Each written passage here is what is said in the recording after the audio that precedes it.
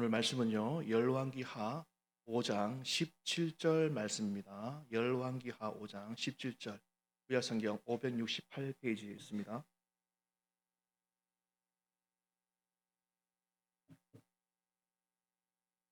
찾았으면 한 절 말씀인데 우리 함께 천천히 합독하시겠습니다.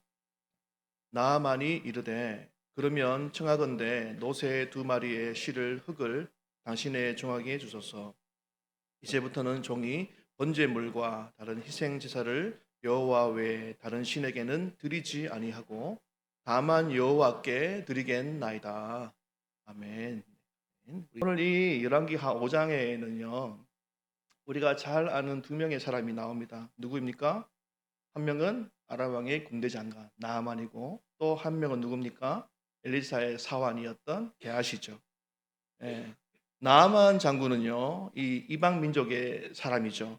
우상을 섬기는, 그래서 하나님의 은혜 밖에 있는 외인입니다. 그에 비해서 게하시는요, 누구일까요? 그는 이스라엘 백성이죠. 하나님을 섬기는 은혜 안에 있는 택한 백성이었습니다. 그런데 이제 앞으로 볼 말씀 속에 보면요, 이 나아만과 게하시는요, 그들의 선택에 의해서 둘의 운명이 엇갈리게 되는 것을 볼 수 있습니다. 그래서 오늘은요, 이 두 사람에 대해서 함께 살펴보면서 은혜를 나누고자 합니다. 제가 지난 설교에 한번 이 나아만 장군에 대해서 한번 얘기한 적이 있습니다. 그는 아람 왕 그 나라에서는요, 큰 용사였죠. 그는 큰 용사였고 왕 다음으로 권세와 권력을 가진 사람이었습니다. 민족의 영웅이었죠. 그러나 동시에 그의 갑옷 속에 감추어진 나병이라는 그도 어쩔 수 없는 그 병을 가지고 있는 불쌍한 사람이었습니다. 그는요 병을 고치기 위해서 많은 예물을 가지고 엘리사를 찾아갑니다. 그때는 분명히요 이 병을 고치고 싶어하는 간절한 마음이었기 때문에 그는 나병 환자의 모습으로 엘리사를 찾아갔습니다. 그러나 그가 진짜 엘리사 앞에 갔을 때에는요, 그의 주변에 누가 있었습니까? 군마와 엄청난 그 병거들이 함께 대등했죠. 그 말은 무엇입니까? 그는 아람 왕의 늠름한 군대의 장관으로 그 장관의 모습으로 엘리사를 찾아간 것이죠. 그래서요, 엘리사가 자기 앞에 나와서 자기 생각으로는 앞에 나와서 막 극진하게 자기를 모셔가지고 방에 안내하고 그죠? 차를 대접하면서 예, 이렇게 하면 당신의 장군의 병이 나을 겁니다. 막 이런 비법을 전수해줘야 하는 게 옳다고 아마 생각했을 텐데 그러나 그와는 반대로 그의 종을 보내서 요단강에 가서 7번 몸을 씻으면 나을 것이다 이런 말을 그냥 전해서 하게 되는 것이죠.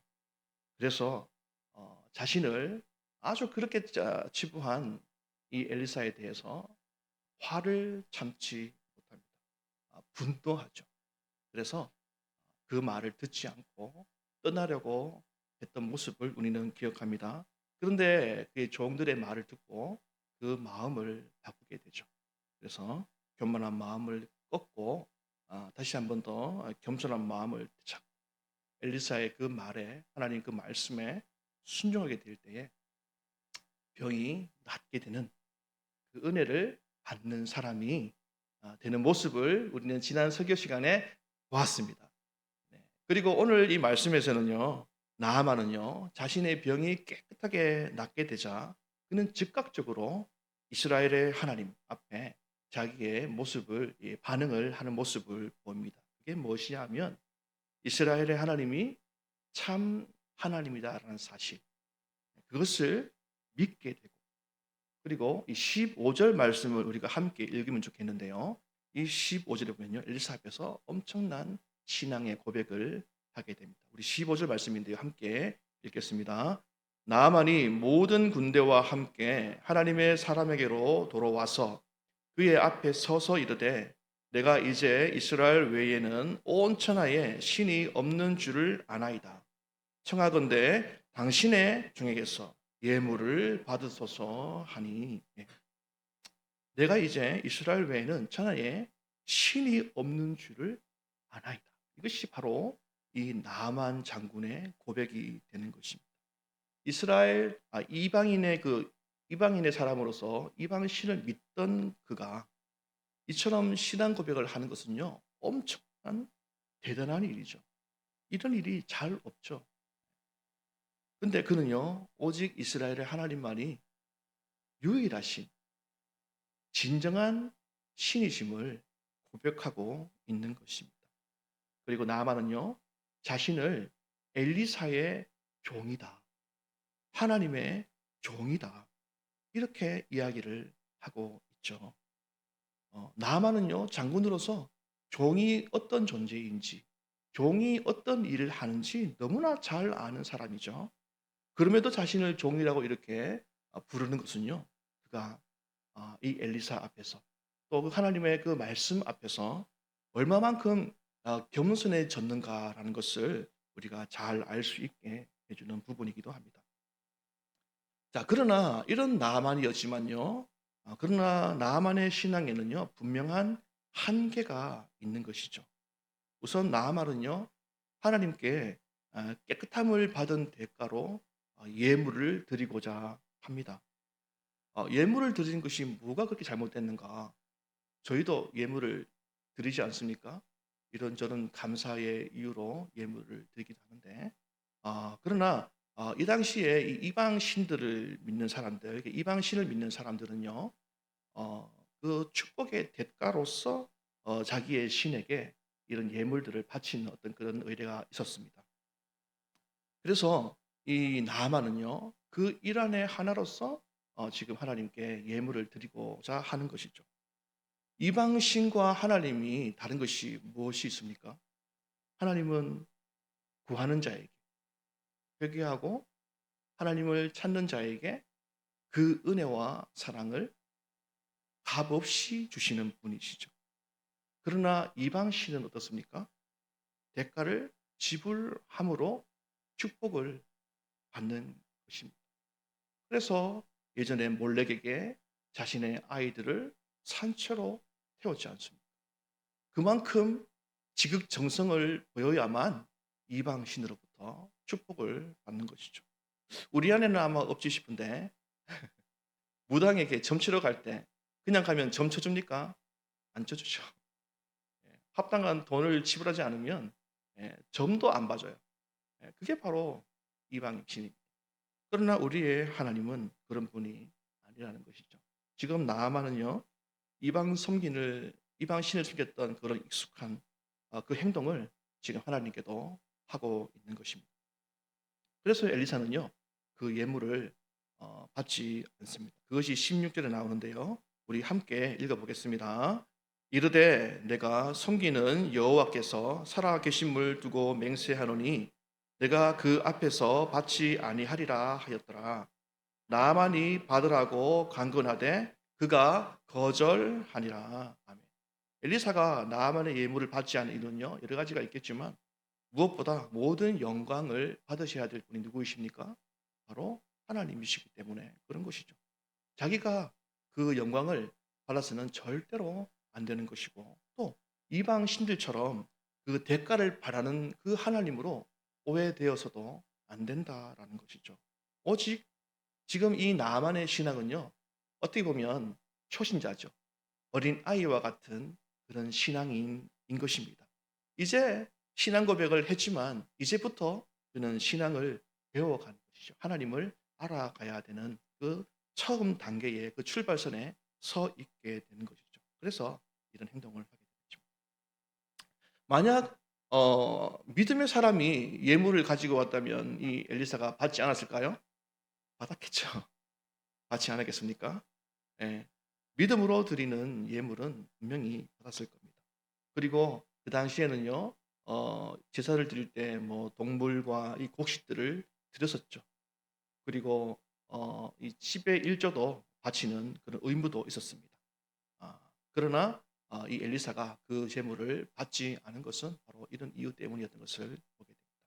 또 하나는 이 나만이 엘리사에게 노새 2마리의 실을 흙을 달라고 요청하는 부분이 17절에 나옵니다. 이 말씀도 우리 함께 읽어보시겠습니다.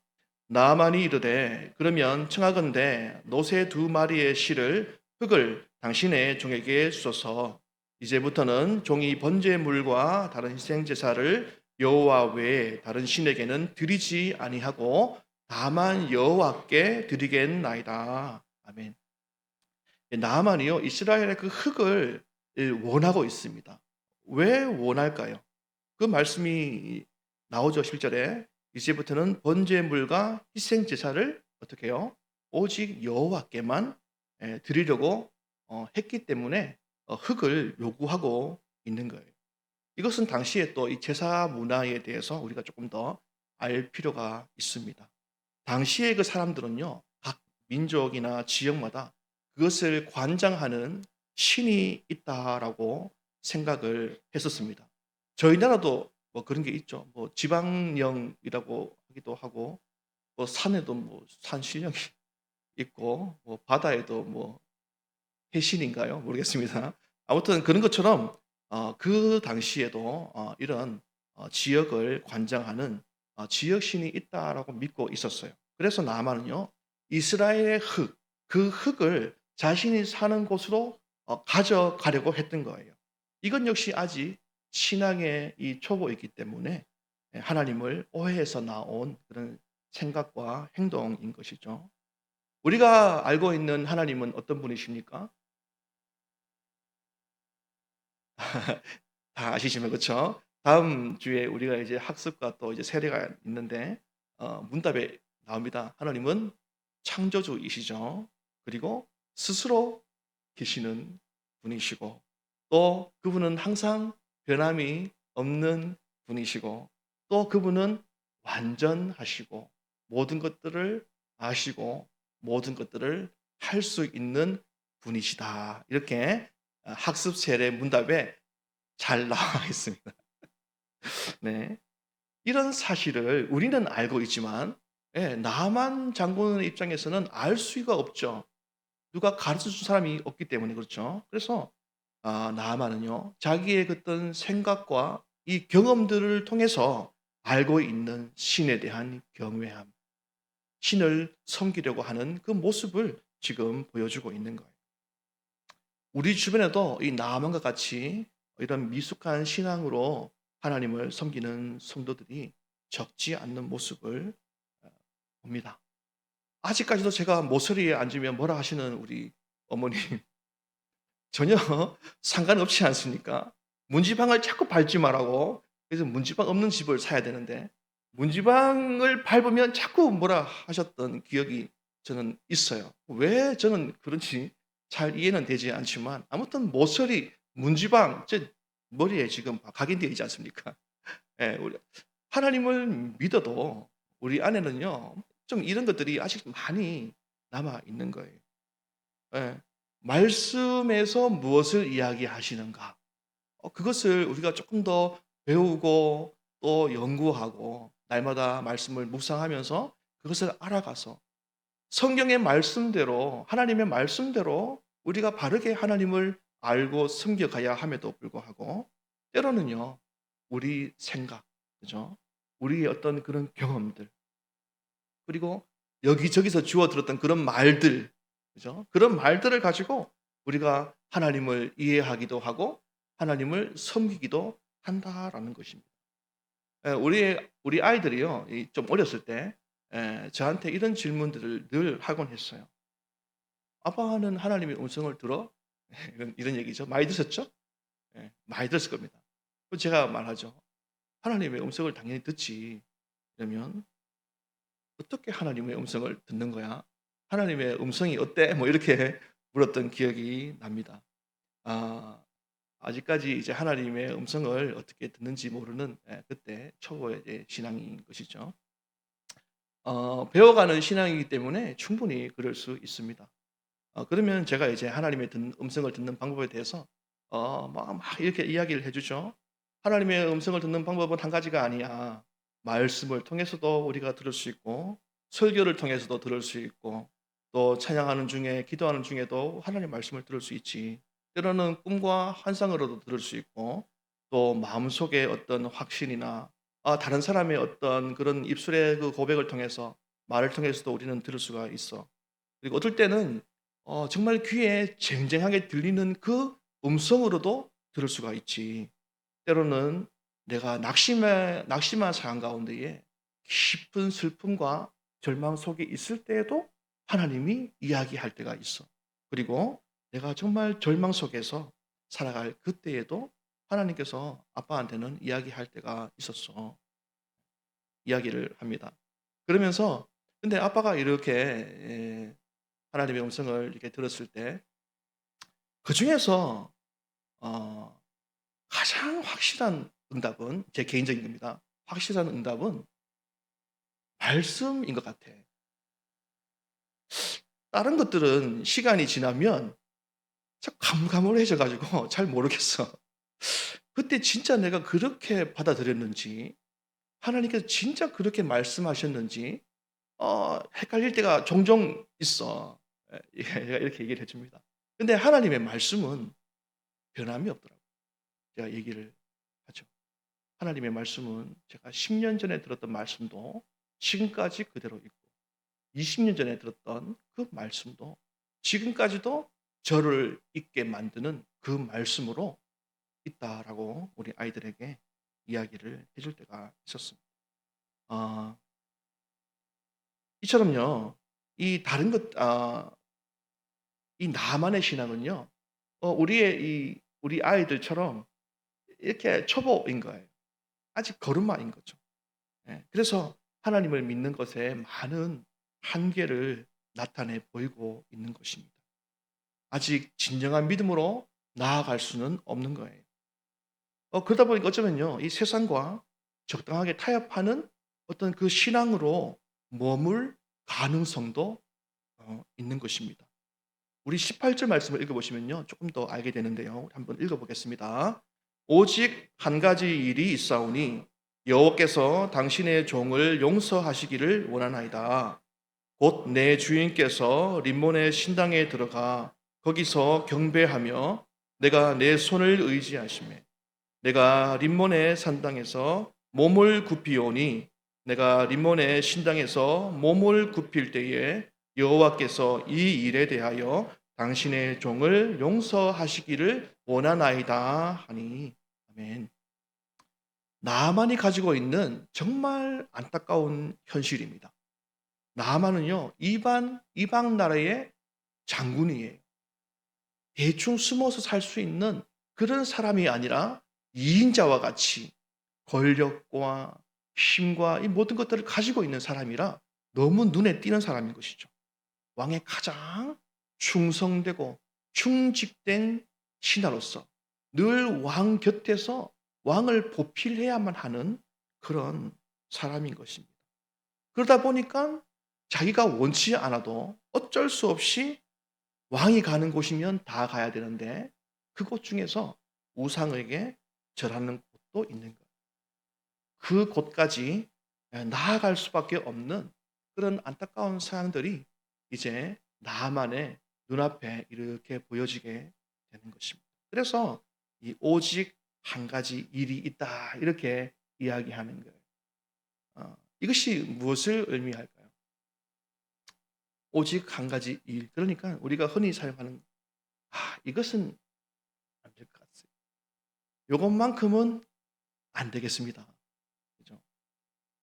아들이 하나 있는데 저 오지에 선교사로 가려고 하면 하나님, 제가 다른 거 다 드릴 수 있는데 제 아들 이 하나밖에 없는 아들까지 이런 거죠. 저희 어머니가 한때 그랬습니다. 예. 이런 겁니다. 예. 이 정도는 뭐 이런 거죠. 하나님께서 이스라엘 백성에게 가나안의 모든 족속을 다 멸하라 했을 때 요 정도는 남겨주는 그 일, 그것을 말하는 것이죠. 사무엘상 15장 3절에 보면요. 하나님께서 이 사울에게 이 아말렉을 치는데 남녀와 소아와 젖먹는 아이와 가축과 그 모든 것들을 다 죽이라 이렇게 명령을 합니다. 근데 이 사울 왕이 어땠습니까? 안 좋은 것들은 다 주겠는데 튼튼한 것, 좋은 것들은 남겨주잖아요. 왜 그랬을까요? 백성들, 그 신하들의 눈치를 보느라 그런 겁니다. 이스라엘 왕들이요, 모든 우상을 막 제거할 때가 있었죠. 그러나 말씀들을 읽어보면요, 단과 이 베델에 금송아지는 남겨뒀다. 그 정도는 남겨두는 그 일, 오직 한 가지 일이라는 게 이런 것을 이야기하는 것입니다.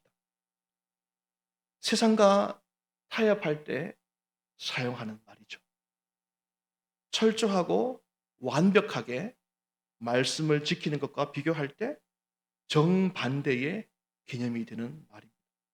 신앙의 오점이 될 수 있고 구멍이 될 수 있고 죄가 들어올 수 있는 통로가 될 수 있는, 내 마음속에서 완전하게 결단과 결정을 내리지 못하는 그 한 가지 일, 게으름 때문에, 나태함 때문에, 내 미련함 때문에 이런 것들을 남기게 된다라는 것입니다. 내 두려움이나, 그렇죠?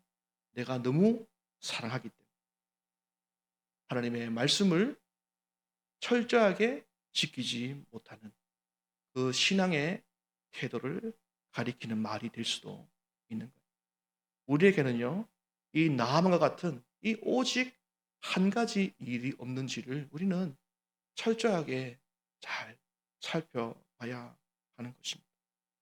적당하게 세상과 타협하고 죄와 타협하고, 그래서 세상도 즐기면서 천국도 소망하는 그런 신앙생활을 하는 것은 아닌지 우리는 자기 자신을 면밀하게 살펴봐야 한다라는 것입니다. 적당하게 즐기면서, 죄를 즐기면서 하나님을 겸하여 섬기는 것, 하나님께서는 너무나 가증스럽게 여기시는 것이죠. 우리 입장에서는 오직 한 가지 일, 한 개의 일이 될 수 있으나, 그러나 그 하나의 일은요, 우리 마음에 100%가 담겨 있는 정말 중요한 문제일 수가 있는 것입니다. 네. 이처럼 나만의 입술의 그 신앙 고백은요, 현실의 문제에 부딪히게 될 때 큰 고비를 맞게 되는 겁니다. 그럼에도 19절 말씀을 제가 읽지는 않겠지만요, 여기 보시면요, 엘리사가 뭐라 합니까? 나만에게 평안히 돌아가라, 이렇게 이야기를 하고 있습니다. 하지만 그것은 어디까지나 이 나만이 아직 초보의 신앙이기 때문에 그냥 그것을 이해해 주고 허락해 주는 것이죠. 어 제가 청년들을 정말 사랑하거든요. 우리 대학생들을 정말 사랑합니다. 우리 청년 소년들을요, 정말 제가 너무너무 사랑해요. 너무 사랑하는데, 사랑하는 사람들의 그 말 속에 독소가 섞여 있을 때 알죠? 그 비수처럼 꼽히는 거. 아, 요즘 MZ들 말 속에 그 어마어마한 비수를 꽂 꽂을 때 제가 정신을 세게 차려야만 넘어가지 않습니다. 화가 올라오는 거를 누르면서 애써 웃음을 지으면서 아 그들을 바라보게 될 때가 참 많이 있습니다. 아 그런데 제 마음속에는 늘 그래요. 찬양이가 제가 제일 사랑하는데 소리같이 너무 사랑하는 이 친구가 제 마음을요, 너무 아프게 할 때가 많고 너무 이 버릇없이 행동할 때가 참 있다라는 것이죠. 근데 찬양이 때문에 제가 배우는 것이 진짜 많습니다. 이 아이를 어떻게 대하는 것이 이 어른으로서의, 또 신앙의 선배로서의 모습인지 제가 찬양이를 통해서 진짜 많이 배워요. 제가 굉장히 다혈질입니다. 굉장히 욱해요. 막 제가 제 자신을 드러내면 정말 좋아한데 그래서 저는 온유하는 것이 진짜 너무 간절한 기도 제목이거든요. 제가 청년 때부터 지금까지 늘 빼지 않고 기도하는 것은 온유한 사람이 되는 것인데 잘 안 돼요. 막 망아지처럼 막 날뛰는 아이를 하나님의 사랑으로 막 다른 그 힘으로 이렇게 막 조용하게 길들이는 명마로 만드는 것이요. 쉽지 않습니다. 그 일의 연장선상에 우리 친년부 대학부가 있습니다. 막 피가 거꾸로 쏠 때가 있어요. 야, 좀 막 제가 다 얘기하지 않겠습니다. 저는 너무 사랑해요. 제가 우리 청년부 대학생들을 생각하면요, 막 눈물이 너무 나는데, 막 그래요, 진짜 그래요. 그러다가도 이렇게 보면요, 막 너무 안쓰러워요. 저 친구들, 저 사회가 얼마나 각박한데, 그죠? 나가 가지고 막 아둥바둥 사는 모습 보면서 막 안쓰러울 때가 진짜 너무나 많이 있습니다. 그래서 '나는 저들의 아빠다.' 다 제 딸이고 아들이거든요. 나이대가 그렇습니다. 제가 이제 50이 다 됐으니까 전부 다 제 아들, 딸 버린 거예요. 그래서 네가 제2의 찬양이야. 네가 제2의 소리야." 이렇게 제가 끊임없이 제가 쟤를 세뇌를 시킵니다. 그래야만 모임을 할 수가 있어요. 제가 이렇게 말씀드리는 것은요, 그렇게 봐 달라고 말씀드리는 겁니다. 하나부터 열까지요. 말 입을 대려고 하면요. 다 될 수 있어요. 아 "꼭 그렇게 걸어야 되겠니?" 막부터 시작해 가지고. 그런데요. 사랑하기로 결단하고 아직 그들이 신앙을 배워간다라고 생각하면 아직 멀은 거잖아요. 누구는 그렇습니다. 이렇게 얘기하더라고요. 인제 수명이 길어지니까 지금 나이보다 10 살을 빼야 된대요.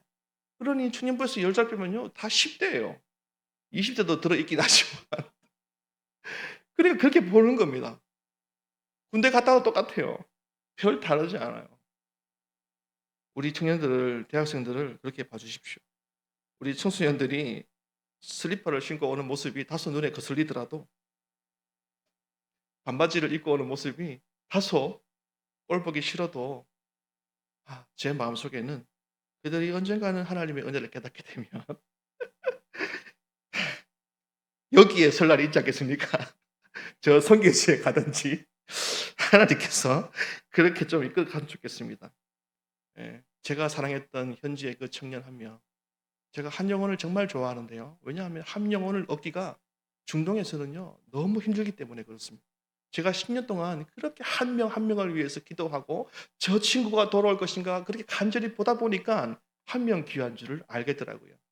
그 한 명을 겨우 얻었는데 그 한 명을 제가 늘 같이 모임할 때 바라보면서 기도했던 것이 '하나님, 저 친구가 언젠가는 고난을 당할 때가 올 텐데 하나님 그때를 위해서.' 제가 기도했습니다. 우리 청년들을 볼 때 그런 마음이 있어요. 모르겠죠. 이 말을 들게 만드는데.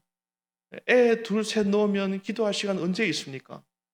힘들 때가 오잖아요. 그때를 위해서 지금부터 말씀을 암송해 놔야 자다가도 그 말씀이 떠올라서 힘이 생길 텐데 아직 몰라요. 그래 가지고 저러고 있는 겁니다.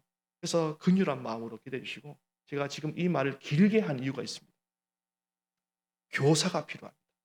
설교 시간에 제가 교사 얘기해서 좀 죄송하지만 교사가 필요해요. 교사의 덕목은요. 잘 가르치는 것도 중요하지만 사랑하는 마음이 있으면 돼요. 하, 엘리사처럼 좀 멀리 보면서 그들의 인생을 통째로 보면서 만남 하나 한 명 한 명 그 만남들의 소중함을 놓고 기도해 줄 사람. 그 사람이 교사가 되면 좋겠습니다. 교사가 부족합니다. 많이 부족해요. 청소년부에 많이 부족합니다. 지원을 좀 해 주십시오. 네. 그래서 이렇게 허용을 하고 있지만요. 그러나 신앙은요, 절대로 타협이 있을 수 없는 것입니다. 신앙에는요, 절대 타협이 있을 수 없습니다. 나아만은요, 자신이 군대의 장관이기 때문에 종이 어떤 사람인지 다 알고 있다고 말했어요. 주인이 가라면 가고 오라면 오는 거예요. 자기의 생각과 의지가 그 속에 있을 수가 없어요. 그 사람이 바로 종인 것을 이 나아만이 압니다. 근데 15절에 자신을 종이다 이렇게 고백하잖아요. 그러나 그의 고백과 그의 행동은요, 모순되어 있습니다. 모순된 행동을 하고 있어요. 나아만은요, 아람에서요, 큰 힘과 권력을 가진 사람이에요. 그만큼 영향력이 있다라는 말입니다. 왕에게 진짜 신이 누구인지 직언할 수 있는 사람이에요.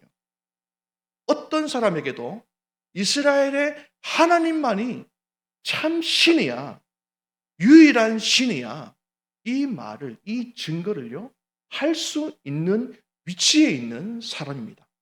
이 증인이라는 말에는요, 두 가지 의미가 포함되어 있습니다.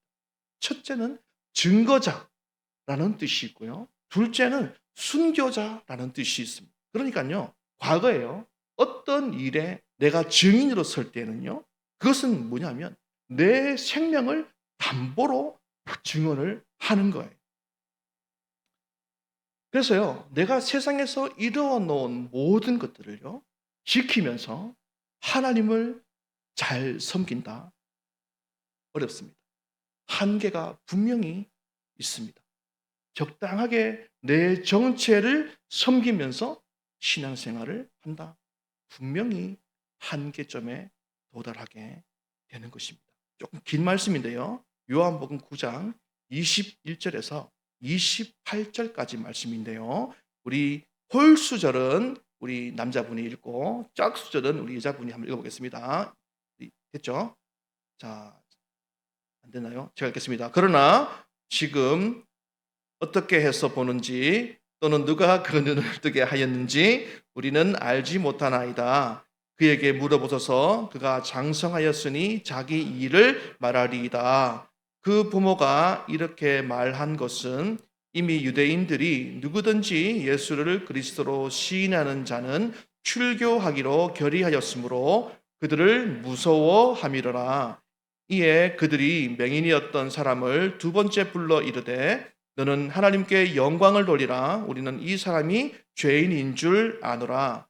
대답하되 그가 죄인인지 내가 알지 못하나 한 가지 아는 것은 내가 맹인으로 있다가 지금 보는 그것이니이다. 그들이 이르되 그 사람이 내가 무엇을 하였느냐? 어떻게 내 눈을 뜨게 하였느냐? 대답하되 내가 이미 일러서도 듣지 아니하고 어찌하여 다시 듣고자 하나이까? 당신들도 그의 제자가 되려. 그들이 욕하여 이르되 너는 그의 제자이나 우리는 모세의 제자라. 아멘. 이게 무슨 말이냐 하면요, 이 나면서 맹인된 사람을요, 예수님이 고쳐줍니다. 근데 그 고쳐준 날이 뭐냐면 안식일이에요. 그러니까 이 안식일을 핑계로 예수님을 궁지에 몰고 있는 것입니다. 왜냐하면 안식일을 범했다는 것이죠. 자, 그래서 증인으로 부모에게 있는 거예요. 물어보는 거예요. 근데 이 부모들이요, 이 출교를 두려워해서 말을 삼가하는 겁니다. 말을 안 하는 거예요. 증인의 역할을 하지 않는 것입니다. 그래서 이번에는요, 그 고침을 받은 그 맹인, 그 부모님의 아들에게 증인으로 삼으려고 하죠. 그래서 물어보는 것입니다. 그랬더니 그 맹인이었던 아들이요, 자신이 예수님의 제자임을 주저없이 밝히는 거예요. 당시 유대 사회에서 출교는요, 목숨을 잃는 것만큼 두려운 일이었습니다. 그런데도 이 맹인은요, 출교를 두려워하지 않고 그것을 감내하기로 결정하고 오히려 예수님께서 행하신 그 놀라운 일의 증인이 되는 거예요. 나아만은요, 자신을 하나님의 종이라고 고백했습니다. 물론 초보 신앙이시죠. 그러나 현실 속에서 그의 신앙은요, 입술의 고백으로 그치고 있습니다. 초보 신앙일 때는 그럴 수 있죠. 그러나 우리는 어떻습니까? 우리가 중요하죠. 증인이라는 말은요, 증거자라는 말과 순교자라는 말, 이 두 가지 의미가 동시에 포함되고 있다라고 말씀드렸습니다. 우리는 예수님과 그의 나라를 위해서 무엇을 희생하는가?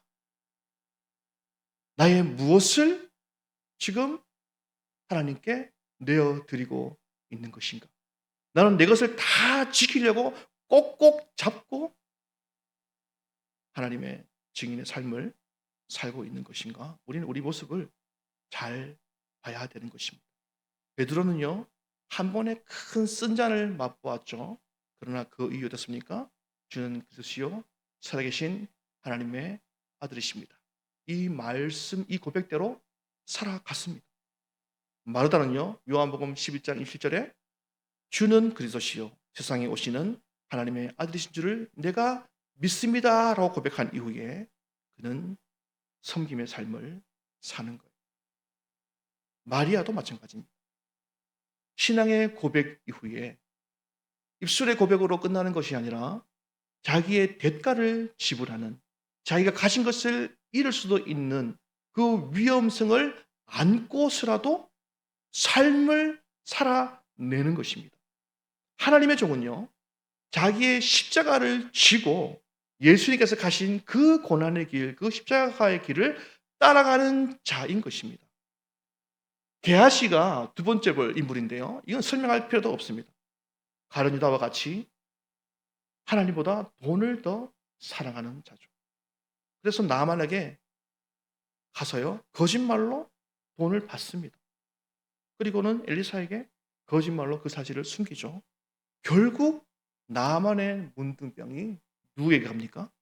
게하시에게 가게 되는 거예요. 돈을 사랑하는 것이 일만하게 뿌리인 거죠. 하나님과 재물을 겸하여 섬길 수 없다는 그 지혜가 여기에서도 다시 한 번 더 드러나게 되는 것입니다. 제가 준비한 영상이 있습니다. 이 영상은요, 제가 신대원을 졸업할 때 교수님께서 격려사로 하신 말씀이에요. 짧은데 잠깐 보시겠습니다.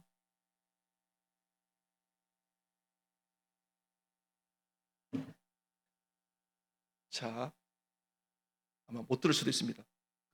제가 신대원을 졸업할 때 우리 교수님께서 격려사로 하신 많은 말씀들 중에서 제가 지금까지도 가슴에 품고 있는 말씀이 있습니다.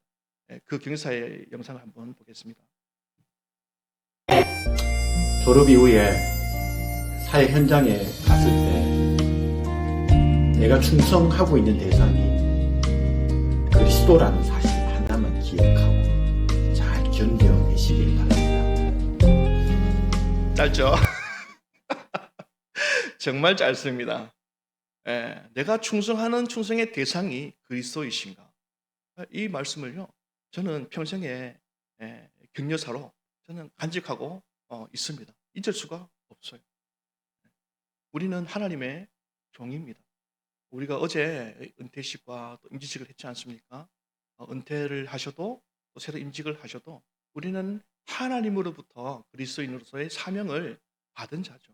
우리는 마지막 그 한 호흡까지도 하나님의 영광을 위해서 쓰는 자들 아니겠습니까? 그럼 우리는 하나님의 종인 것입니다. 하나님의 종은요, 입술의 고백으로만 끝나서는 안 되는 거예요. 내 것, 이 세상의 것들을 다 지키면서 내가 누릴 것 다 누리면서 세상과 하나님을 겸하여 섬길 수가 없는 것입니다. 하나님을 선택할 때에 우리는 반드시 우리가 감당해야 할 우리의 십자가, 우리의 몫이 있다라는 것입니다. 그것이 무엇이 되었든 오직 한 가지, 내가 가장 버릴 수 없고 끊을 수 없는 그것이 무엇이 되었든 우리는요, 그것마저도 하나님께 내어드릴 수가 있어야 되는 것입니다. 그럴 때 우리가 하나님의 종이 되는 것입니다.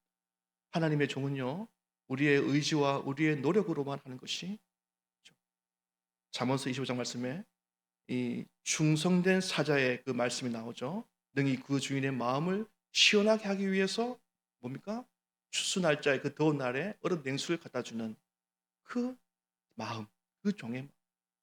하나님께서 즐거워하시는 그 일을 하나님 기뻐하시는 그 일을 위해서, 하나님 좋아하신다면 내 이것도 다 드리고자 하는 그 마음, 아버지의 마음을 너무나 잘 알기 때문에 내가 선교지를 가는 것이고, 내가 아버지의 마음을 너무 잘 알기 때문에 내가 바닥을 닦는 것이고, 내가 아버지의 마음을 너무나 잘 알기 때문에 오늘도 청년들 모임 가운데에서 참는 것이죠. 그리고 기도합니다. 그래서 우리가 저는 좋은 청년 공동체를 이루었으면 좋겠고, 우리 교회를, 우리가 한몸된 교회를 우리가 함께 일구어 냈으면 좋겠습니다. 이제 한 해가 얼마 남지 않았습니다. 첫 마음을 기억하시고 한 해 마무리까지 정말 열심히 사명 감당하시고, 우리가 신앙생활은 원래만 하는 거 아니죠. 내년에는 더 각오를 다지시고 충성에 더 충성을 다할 수 있는 그런 참된 제자의 삶을 우리가 함께 살아내기를 간절히 소망합니다.